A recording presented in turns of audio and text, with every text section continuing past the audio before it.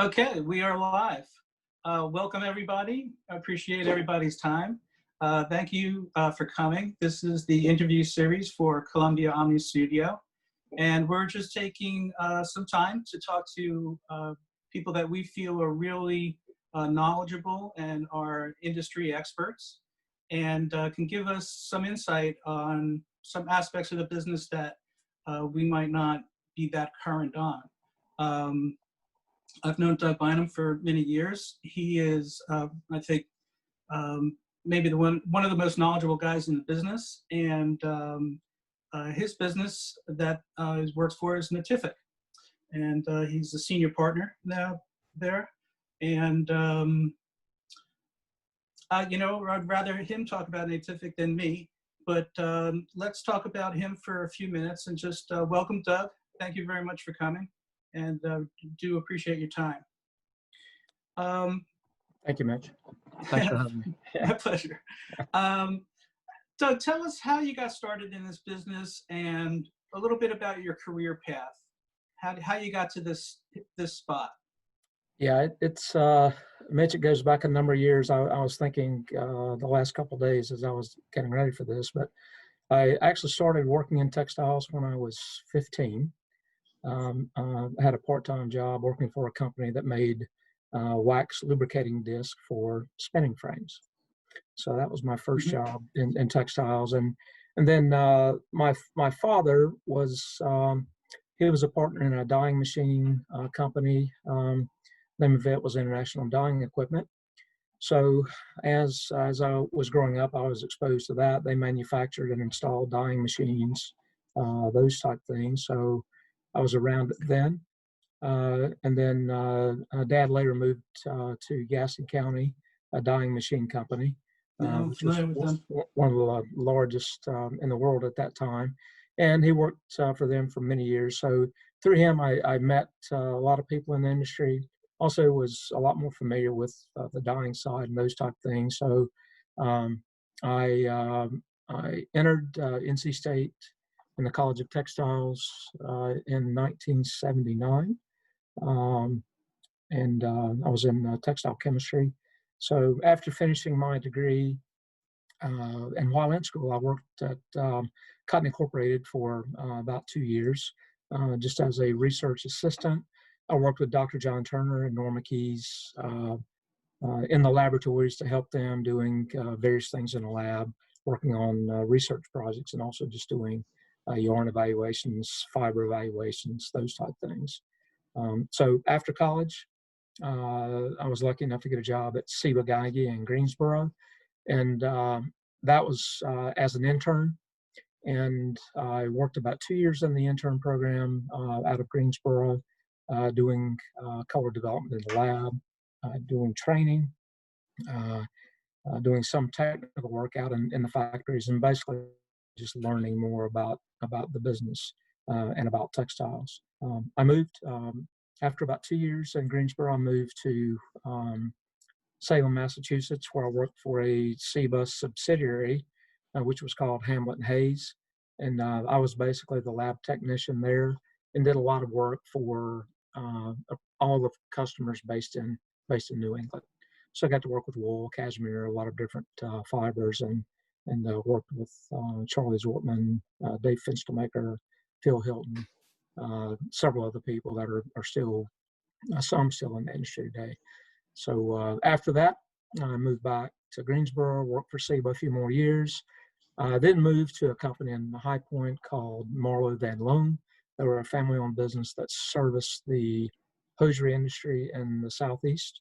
They're a big, they were a big supplier for, well, I should say representative for Crompton & Knowles, who was a dye manufacturer. So I worked in the garment and footwear industry there to help develop products. Also, I did sales, developed garment dyeing techniques for pigments, those type of things then. After that, I moved to Sandoz, where I spent 17 years before taking basically an early retirement. And that was doing sales work. I did sales, technical sales. I was technical director of sales for the U.S. And then the last 10 years, I've worked on the Chroma color standards business that we founded and started together with Bill Sherrill, Nir Jagarwal, Brad McClanahan, and there were several others that were involved. Ken Golder, Manuel Golder, they helped to fund us and allow us to do it. So it was a great 10 years, both developing and establishing that color standards business with Clariant and Chroma. And then after that, after about 10 years doing that, I left and then started doing some consulting for Natific. And about 10 years later, here we are. So I've been in textiles for a good while. I worked in color for the majority of my career. Yep. So that's kind of where my basic background came from. Oh, it's interesting. So really, not only a chemistry, but you also had the machinery in there also. Yep, I didn't absolutely. know that. Could you give us just a brief talk about what Natific does? I don't know if everybody in our audience knows. Yeah, thanks for asking. Natific is a company that was founded to educate, train, and evaluate textile dye houses globally. So we have a program that's called the Color Accreditation Program, which brands and specifiers can join the CAP program. And what the CAP does is it will accredit a dye house. Could be a printer, could be continuous dyeing, exhaust dyeing, package dyeing, different application types. But once they go through the program, they are accredited by Natific to self-approve lab dips and self-approve production dyings, as long as they are within tolerance to the brand specified requirements. So that's the big thing that we do is we enable these mills to self-approve and bypass the lab dip submission or production submission process. We also have several system products that are used to manage color development and to monitor production accuracy and precision. Those are ASAP for color development, Color House for production monitoring, and then we have some other tools that we use for color feasibility called Hoodoo that we'll maybe talk about a little bit more. But so yep. It's more of a we're a company that's focused on training, best practices globally, and enabling mills to self-approve, and that in return allows brands to much more quickly develop color, have better control over production consistency through quantitative measurement and data analysis, and then also to eliminate some of the iterative back and forth lab dip submission, to eliminate the cost associated with that, and to enable them to be buy ready and develop their seasonal color palette much quicker. Yeah. Interesting, because the first word you said about your company is that you're an educator. Yes. I would have thought that the education came afterwards as part of what you offer, but that was the number one thing that you said. Yeah, and I feel and believe very strongly in that. I mean, that's where I can use my experience at a specifier, at a brand color office to train people.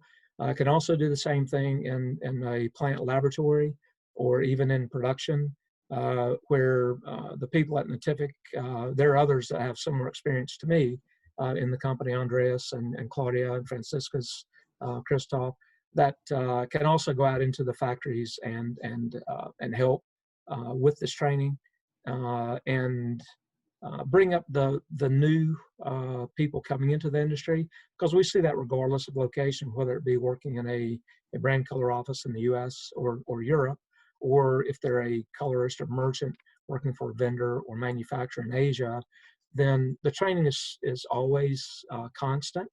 We have new people every year. They need to be trained. They need to be properly trained, and there's still a huge opportunity and need for that. So that's a lot of the value of what we do is training these people to enable them to use best practices and be as efficient in their companies as possible. What about on the inspiration and design side here from the brands and retailers? Do you also work with them? We do. We work also to educate brands and design. Our theory is what we do is we help take the design inspiration and we execute it in production. Okay, so design decides what they want. As long as that color is feasible on the required substrate, then we can simply use digital means, competent suppliers, and execute that color.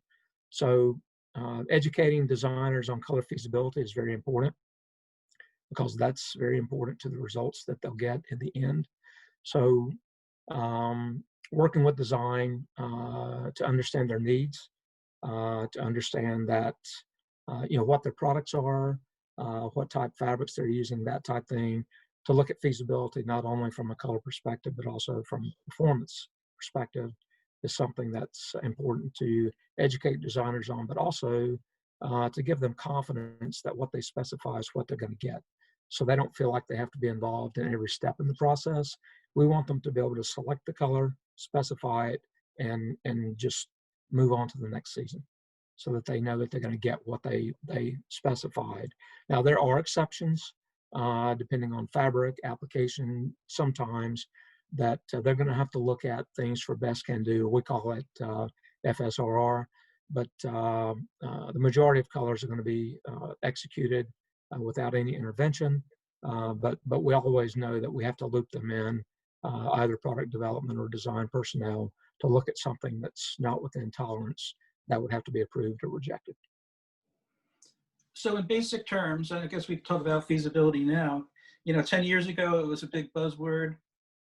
It's still a big buzzword because it's still a problem in the industry. It's an issue. But if you could describe, what is the issue with feasibility, and how does that affect their day-to-day? The work that we do on feasibility is the end goal of what we do is to enable the mills to more easily match the colors and to meet the performance requirements. So as a brand or specifier is selecting a seasonal palette, then they have to worry that, okay, is this going to be matchable on these materials? Okay, that's the first thing. And number two is, okay, will it meet my performance / fastest requirements as well? And that depends on fiber denier. It depends on fiber dullness. Depends on a lot of factors other than just, okay, we're going to match this red on polyester. So when we're looking at feasibility, we have to take all of those things into account, as well as the brand's tolerances, the light sources, the limits for metamerism, potentially color constancy, and then the limits for 2A wash. Is it a 4? Is it a 5? Wet, dry, crock is the limit of 3, 4. What are those things that we have to input into the feasibility checks to determine if there are feasibility issues? By doing that early in design, after design has selected trend colors that they like, then based on the required fabrics, using the required fibers, and running those through using the brand specifications, we can give design a report very quickly that says, these are the places that you're likely to have issues or that you're going to have issues. And then after that, they can make a decision early in the design phase and say, okay, we should not specify this color on polyester. We should not specify this color on cotton.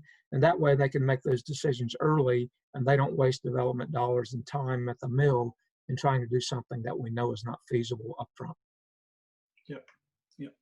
So I know nothing about your Voodoo piece of software, I think it is, but just looked on the website. So it said Voodoo and feasibility. So How are they linked? The way it works is the specifiers give us their requirements for the match. Okay, your tolerance is in 3 lights as an example, with the limits. You can also look at the feasibility requirements. Look at the fibers that you would like to dye that color on, and then we would take their measurements of their design swatches, and then we can upload those into the system, and then let the system run. It looks at the feasibility based on those input parameters, and then it gives us a report that says, okay, based on your fiber characteristics, based on your limitations for metamerism, based on the fibers you would like to dye this on, then it comes back and says, okay, you may have gamut issues on this fiber, you may have metamerism issues on this other fiber, and it could also be fastness issues on 1 or 2 fibers, or it could be that everything's okay. And if everything's okay, it comes back and says everything's green, you're good to go, so you know you're not likely to have any issues.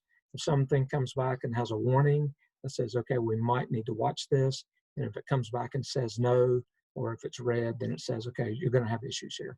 So design knows, or product development personnel can look at the feasibility report and understand where they should and should not specify a color, as in what type of fiber it might be used, so that they can eliminate or prevent those best can do's or feasibility related issues round 3, round 4 submissions, because a mill's trying to match something that's not possible. Right. Yeah. It sure could alleviate a lot of headaches. Yeah, it helps streamline the season and eliminate a lot of multiple round submissions. So is that a service, or was that it sounds like it's a service. Yeah, it's a service. Yeah, it's a service. Okay. Yeah. Okay. Okay. So what's your take on the color management world? You've been involved in it for 3 years. What is your take on the current state of color management in our industry? I think it's segmented. We have groups of brands and supplying mills, vendors that are well equipped, that are well trained, that are highly competent, and are running production matching color strictly by numbers every day. So it's being done every day around the world at hundreds of facilities. So that's one level. The next level would be those that are partially invested in digital technology. They might be using spectros to do some measurements. They might still be doing some visual assessments on things that could be measured digitally, and their supply chain may not be as well equipped or developed to fully execute digitally. So I would say that would be level 2, or the medium level. And then we still have, I still see and visit locations that are doing things the same way they were done when I started in the business. I can remember the first spectrophotometer I used in the industry was to check the strength of dyestuffs. It was an old GE spectrophotometer that was about half the size of a car. But but today we still have those that for mainly for I would venture guess and say it's economic reasons, have not invested the money required to get all the needed tools, or simply maybe their customers haven't pushed them to do that. So I think we've got everything from the starter level all the way up to the guys that are executing using full digital technology everywhere that it can be used today. So I think it's a mixed bag, but I see it from every extreme, I would say. Yeah, and so do I on a daily basis. Yeah. So it sounds like it's almost predicated on the supplier end as much as it is on the specifier end. Like they have to be. You're only as good as your suppliers. I agree with that 100%. That's why the brands and specifiers engage us to train and evaluate the supply chains, because and my personal feeling is that today, our main opportunities are in streamlining business processes, and that's where brands, manufacturing companies have the most opportunity to save, in my opinion, is through having very efficient business processes. And one of those is also color, product development, and utilizing digital means for communication, specification, and then brands that are capable of managing that way, their suppliers that are most competent in color matching technologies, communication technologies, those type things are going to result in more efficient supply chains. So investing in training suppliers, whether they be a dye house laboratory, a laboratory at a vendor, or the laboratories or colorist or design teams at the brand, the better they understand limitations, feasibility issues, fastness related issues, and also how to properly match a color, how to address metamerism, how to comment. All of those type things are the best things that we can do to improve results, is making sure that everyone knows how to use their matching software, their QC software, dye stuff selection, protocols. All of those types of things are critical, and there simply aren't a lot of experts out there anymore, that have that knowledge. So it's valuable to be able to share that, so that it brings these new kids. I call them kids. The people that are just starting out in the industry. I think through training we can elevate them and bring them up to a higher standard much quicker than if they had to do it through learning. Which might take. Yeah, no, that's why I asked you. I appreciate it. And if you're not comfortable answering this question, it's fine. But do you see most of the expertise on the larger retailer side, or are there medium and small companies that also have expertise? Yeah, I think it depends on the individual. I mean, I know people in a variety of places that I've known for years. So I would say it's not relative to the size of the company. It just is based Good. on their hiring decisions. Yeah. Yeah. So when you're talking to small or medium-sized companies, and I talk to them all the time, what do you suggest to them as like first steps to get into a digital color flow workflow? Are you speaking of a more of a specifier than a supplier? Or? Specifier, yeah. Okay. Yeah. All right. I would approach it in a couple of ways. I think the first step is to have a proper color SOP or manual. They need to understand what their tolerances are going to be. The specifier has to be comfortable that those tolerances meet their quality requirements. So that's a big piece to decide the light sources you're going to use. Decide the tolerances. Everyone's typically going to use CMC 2:1. Decide if you're going to do that or use the 2000 equation, what that might be, but that's getting a little more down in the weeds. But I think specifically specifying out to your supply chain, this is what an approval looks like to us numerically. And then I think the second thing is you have to know the capabilities of your suppliers. So do they have the required equipment, spectrophotometer, light boxes, software to conduct a digital process? And making your supplier decisions be predicated on that is a good idea, because you know that they already have a certain level of competence. And I think once you've done that, then even if you don't have those tools internally, if you have a qualified supply chain, if you have your SOP, and then you have the foundation of color, which is a sound digital color standard, backed up with a physical where required. Then if you can specify a good sound color standard out to a competent supply chain, then I could argue that you could execute color digitally, but you have to have the confidence in the supply chain that you don't need to see it.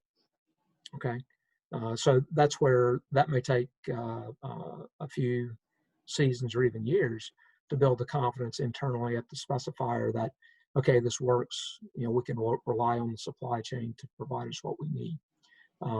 So having a competent supply chain and also having internal people that understand the business is always a good idea.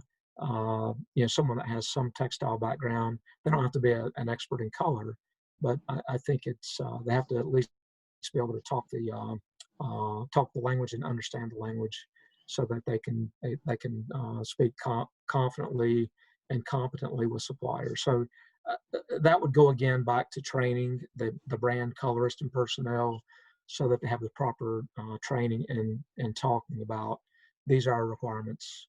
Okay, if you're sending in a best can do that we do have to look at, then I know how to properly comment and say, we don't like this because of, you know, it's too yellow, too green, too light, too dark, whatever those comments need to be, so that they make sense, so that it's not, it's too bubblegummy, or it's too soft, or whatever those terms happen to me.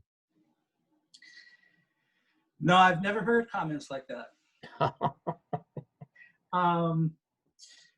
So you were talking about digital standards, and you sold physical standards. I sold them and still sell physical standards. But do you still believe in them? Are they useful? Are they good? I still believe that there are places that physical standards are required.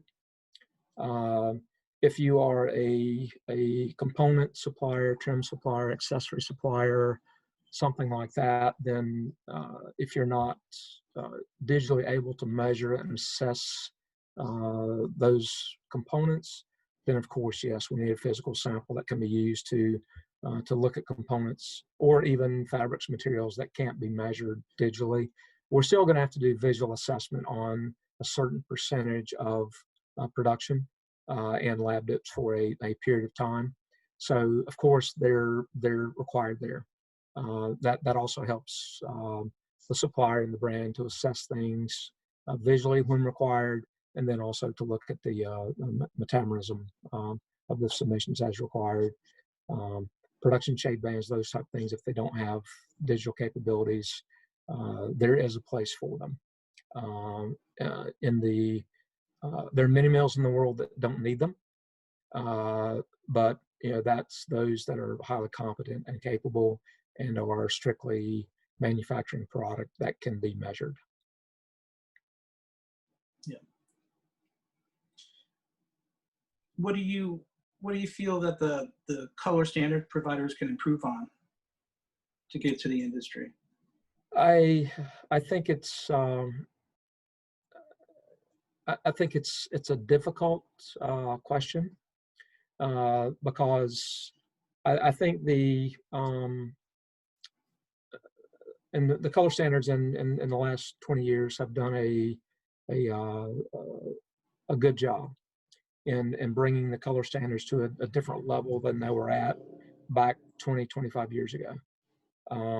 There's still issues related with color standards. I still see them cut into small pieces all the time, you know, those type of things. So that still contributes to color matching issues.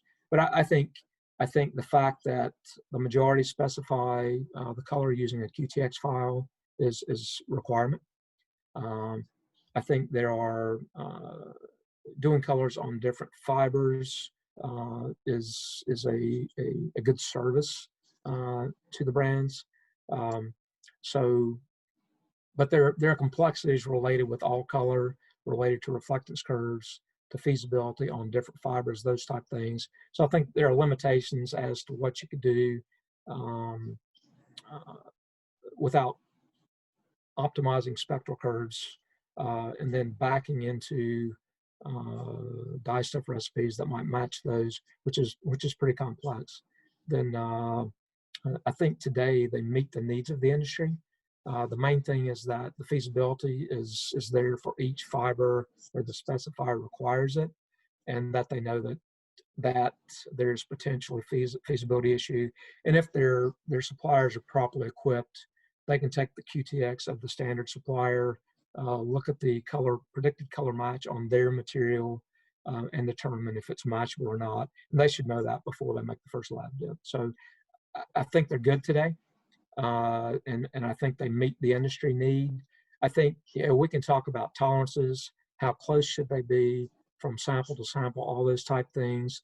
But realistically, tolerances around 0.5 versus the digital standard are quite good.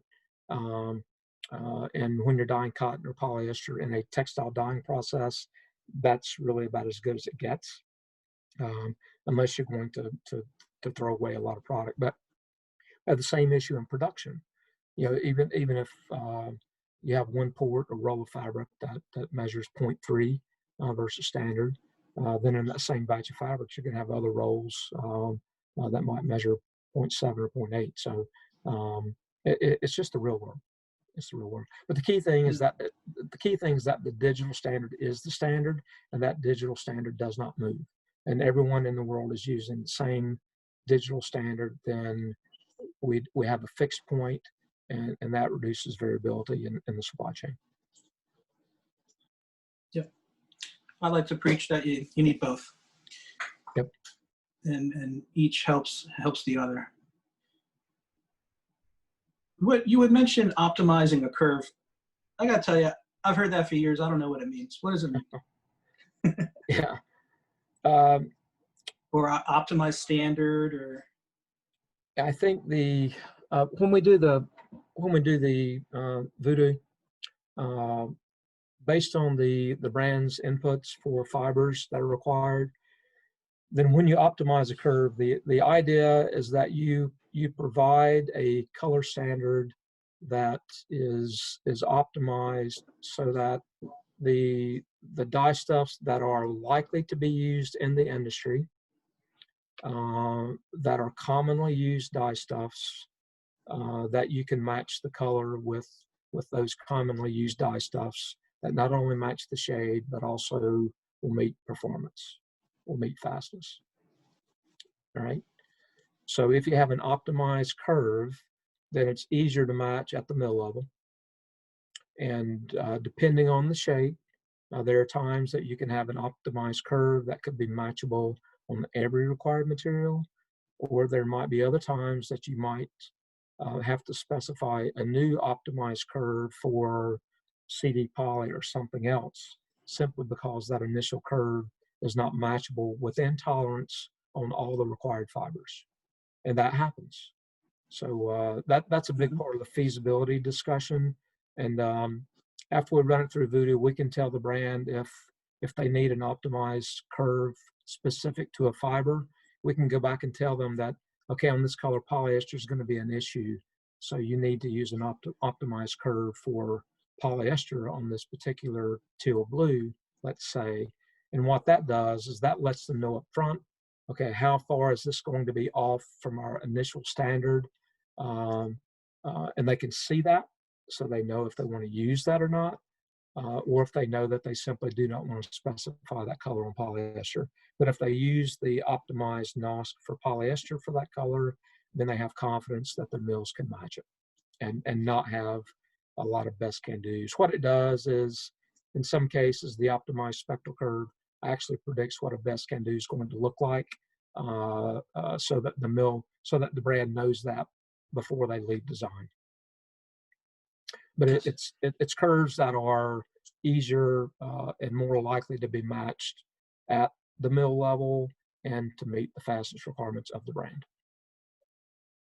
That sounds like a software solution, right? Like, yeah, a person can't look at a curve and say, hey, it needs to be tweaked in this area. No. It's a powerful system that looks at many iterations on every color, and then comes back and gives us the best solution for color match and fastness.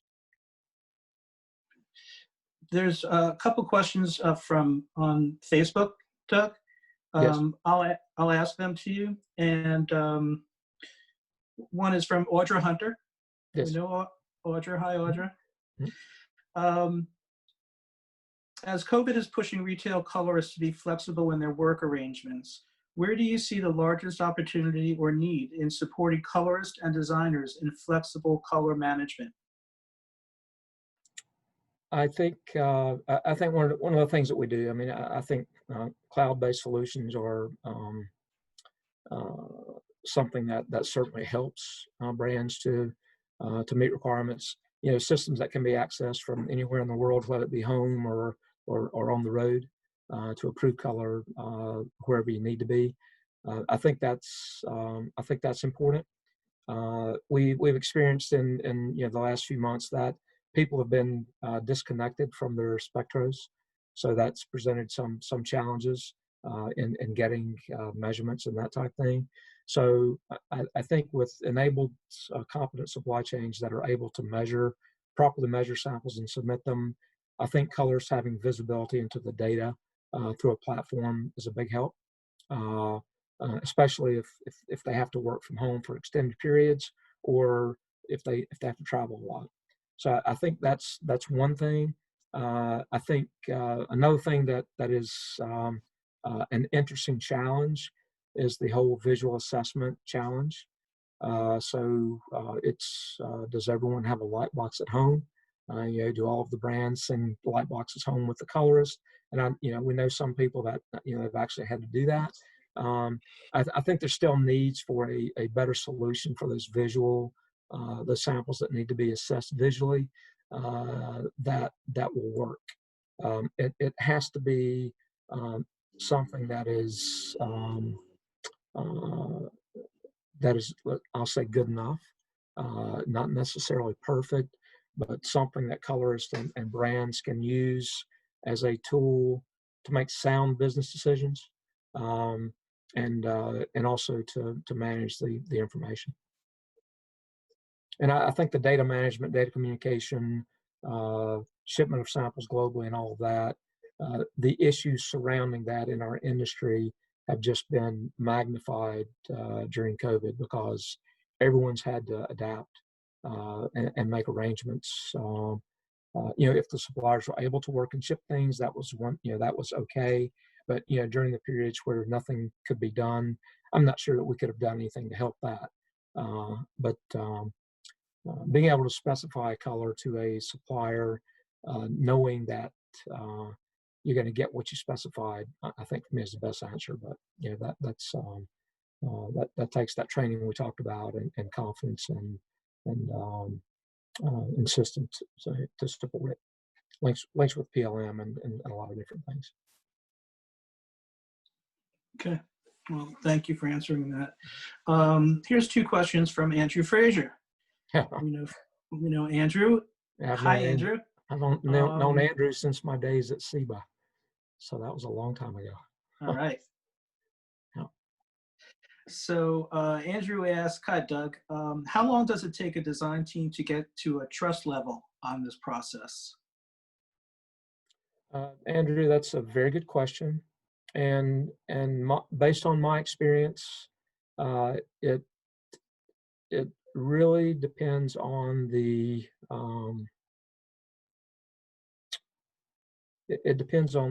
brand's internal environment. It depends on what their traditional process has been, and how much they have to change, and to engage the design team so that they are you train them about the program, the way that we can do this better. But our experience has been that it typically takes a couple of seasons to get more confidence. I would say a year is kind of a minimum type thing where the process really takes over. But the big thing is getting people to let go of seeing that physical sample. And that's where it takes the most time to gain their confidence. And a lot of that has to do with the confidence of the suppliers. Some that can execute everything's within tolerance, first submit, and they don't mess around and send bad things in, then their confidence is higher. And it also depends on feasibility and the number of issues that they typically have related to either the colors they selected or could be the substrates that they're matching things on. So in general, I would say at least 2 seasons. We've had a couple of brands that have engaged it very quickly and just moved forward, but generally it takes a little more time for design to buy in. And Andrew also asked, in the evaluation of the supply chain, do you ever say to the manufacturer that they need to not use a certain mill? Yes, we do. Good. Yep. There's your answer. I mean, and we do mill capability assessments. So, I mean, there are times that we might go into locations and then we would say, you know, either you guys didn't get sufficient information because, and what we would do is we would say, we would really say to the brand that, okay, this is, and we make the same recommendations to the supplier, is you're going to go on a get well soon plan. And these are the action steps that are required to get you to a certain level. And those are monitored as well as data being input and monitored to determine if they've made the required improvements to get to a satisfactory level. So I think it's number one to say, okay, you're not at the level that you need to be to self-approve. And then number two, these are the action items that you need to address to get you to a level that you're going to be an acceptable supplier. Yeah. I was curious when I looked at your website, you had the white warehouse. I know you warehouse a lot of data, but what is the white warehouse? Why does it need a separate warehouse? What's different about white than other colors? The whites have been a thorn in the side of the industry for forever. The assessment of whites. So visual assessment is still a big part of what's done in whites. So Andreas Roth, our CEO, developed working with a couple brands. We were talking about this issue and the limitations in digital assessment of whites, because traditionally what we use is we normally use CIE whiteness and CIE tint as indicators if white was within tolerance to a digital white standard. Other people used LAB limits, these type things, but still there were issues surrounding the visual appearance of that white sample versus the standard. Okay, so there are other factors that influence the visual assessment of white.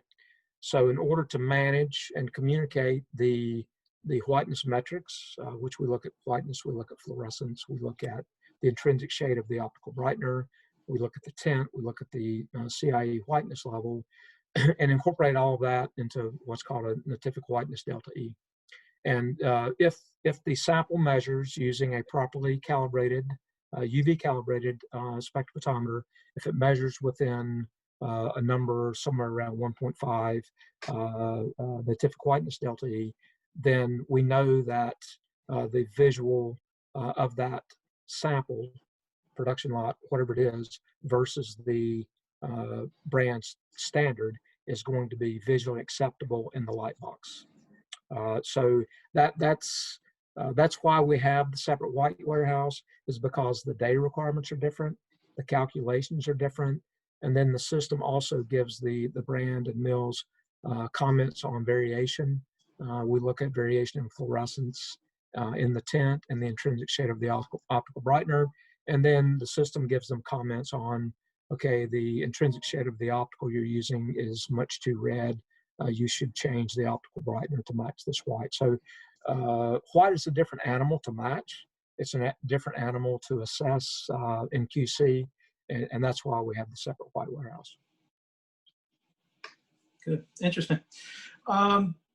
Just one more technical question, and I don't know if it's technical, but do you feel that everybody working in this pandemic environment, will there be any best practices that come out of it? Like people realize that they can work out at home, fairly well with a light box if they have it. What do you think about that? Will there be anything that is lasting that comes from this? Yes, I do. I mean, I think that people have learned, and like Andrew's question, concerning how long does it take a design team to get confidence?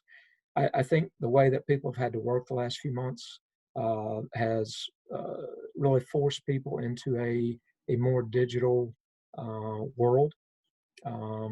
So that's been good as far as gaining confidence that we can trust the numbers more. But I also think that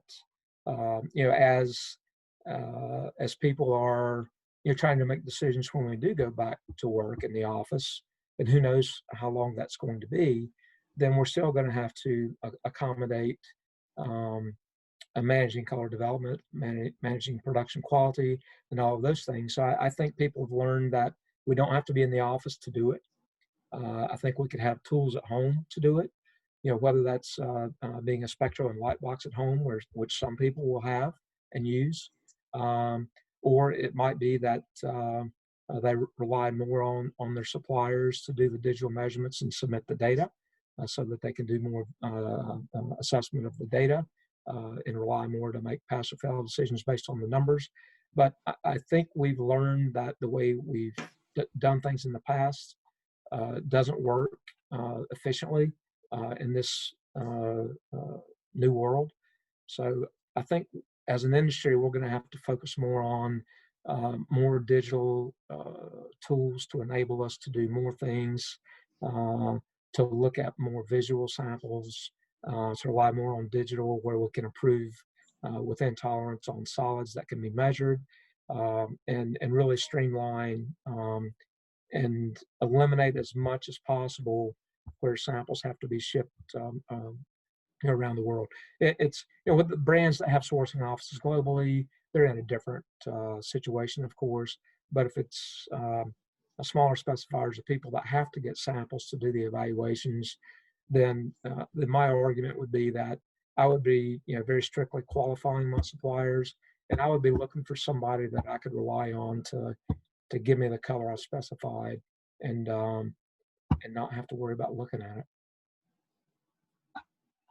Okay, those were pretty much all my questions. If anybody wants to write a question through Facebook, we'll get it and ask Doug. I'm going to ask Doug a fun question in the meantime is if you have one thing that would surprise people to know about Doug Bynum. I'm not sure. You don't have to answer it. I don't like know. Andrew Fraser said the other day that he was born in England. Nobody knew. Yeah, God, that's a good question. My passions are one of my passions is scuba diving. Cool. And I enjoy that. So that's one of the things that probably that qualifies. Yeah. Okay. Yeah. All right. I don't think there's any more questions on Facebook. Although, here's one from Karen Perkins. Mm-hmm. Hi, Karen. All the way out from Washington State. Good to hear from you as always. It is especially good to know you are still working on whites. I agree that we will continue to find ways to work from home as a result of these unusual times. The relationship with the suppliers will be key. And thanks again for holding these conversations, Mitch. Andrew Fraser said, thanks, Doug. Great responses. And, thanks. Thanks I you, really Mitch. appreciate your time. And really interesting and gives us a little bit of insight to Natific, who I think is really, on the apogee of this business. And thank you again for your time. Appreciate it. We're going to continue this interview series. The next one that we have is July 14th, and we're going to have Keith Hoover here, which ought to be pretty interesting. It should be. Put the kids in the other room, and we'll have a discussion. Yeah, right. Okay. So, and if anybody has any suggestions for talks, please, write me a note. If you would like to be part of this, please let me know. And if you want to see any of the previous interviews and you haven't seen them yet, go to Columbia Omni Studio.com/blogs/live. If you go to ColumbiaOmniStudio.com, you'll find it. But we'll keep an archive of all these interviews, and we'll keep going with them. And Doug, thank you very much. Really appreciate your time, and it was really quite interesting. Thank you, Mitch. Thanks for your time. I appreciate it. Okay, be well. Okay, Bye-bye. take care. See you. Bye-bye.